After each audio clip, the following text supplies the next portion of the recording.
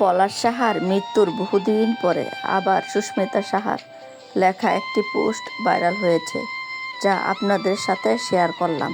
এই পলাশ সাহাকে হয়তো আপনারা অনেকেই চিনেন। মাসখানেক আগে পলাশ সাহার মৃত্যুর ঘটনাটা হয়তো আপনারা ফেসবুকে সবাই দেখেছেন, শুনেছেন। পলাশ সাহার স্ত্রী সুস্মিতা সাহার লেখা একটি পোস্ট, বৃষ্টি আর 1 কাপ কফির অভিমান। ফরিদপুরে আমাদের এখানে এখন বৃষ্টি পড়ছে। হঠাৎ কিছু পুরনো স্মৃতি মনে পড়ে গেল। বিয়ের পর শান্তিনগরে থাকাকালীন একদিনের কথা মনে পড়ছে।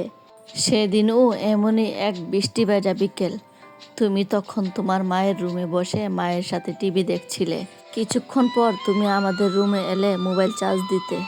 তোমাকে দেখে আমি বললাম, চলো বারান্দায় বসে দুজনে একসাথে কফি খাই আর বৃষ্টি দেখি। তুমি মুচকে এসে উত্তর দিলে, মা তো বিকেলে কফি খান না, রাতে ঘুম হয় না উনার, তাই। আমি বললাম, হ্যাঁ জানি তো, এই জন্যই বলছিলাম তুমি আর আমি খাই। আমি কফি বানাতে যাই। তুমি বললে, একটু দাঁড়াও, আগে মায়ের কাছে বলে আসি। তুমি মায়ের কাছে গেলে। কিছুক্ষণ পর ফিরে এসে বললে, মা বলছেন তুমি কফি খেও না, তোমারও রাতে ঘুম হবে না, কাল সকালে একসাথে 3 জনই খাবো। আমি তখন চুপ করে রইলাম। মনের ভেতর হালকা অভিমান জমে উঠল। আমি বললাম, তোমার তো ঘুমের সমস্যা নেই, তাছাড়া প্রতিদিন তো আর বলি না, একদিন চাইলাম শুধু। ঠিক আছে, দরকার নেই। আমার অভিমান টের পেয়ে তুমি কিছুক্ষণ পাশে বসতে চাইলে।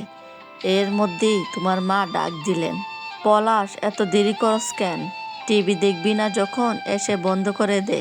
আমার ধারে বসা লাগবে না তোর। তুমি হন্তদন্ত করে উঠে দাঁড়ালে।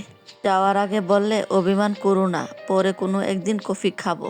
এই বলে তুমি মায়ের রুমে চলে গেলে। আমি ঘরে একা বসে রইলাম। বাইরে তাকিয়ে দেখলাম বৃষ্টি থেমে গেল। বিকেলটা শেষ হয়ে সন্ধ্যা নেমে এলো। কেন জানি মনে হচ্ছিল এই বিকেলটা আর কোনোদিনও আমার জীবনে ফিরে আসবে না। আর সত্যিই তাই হলো। একসাথে 2 বছর 4 মাস থেকেও সেই এক বিকেল আর আমার জীবনে আসেনি। অনেকগুলো বৃষ্টি ভেজা বিকেল এলেও 1 কাপ কফি খাওয়া হলো না আর তোমার সাথে, আর হবেও না কোনোদিন। আসলে সুস্মিতা সাহার এই কথাগুলোতে বোঝা যাচ্ছিল সে পলাশ সাহার থেকে সেই সময়টুকু পায়নি যা সে চেয়েছিল।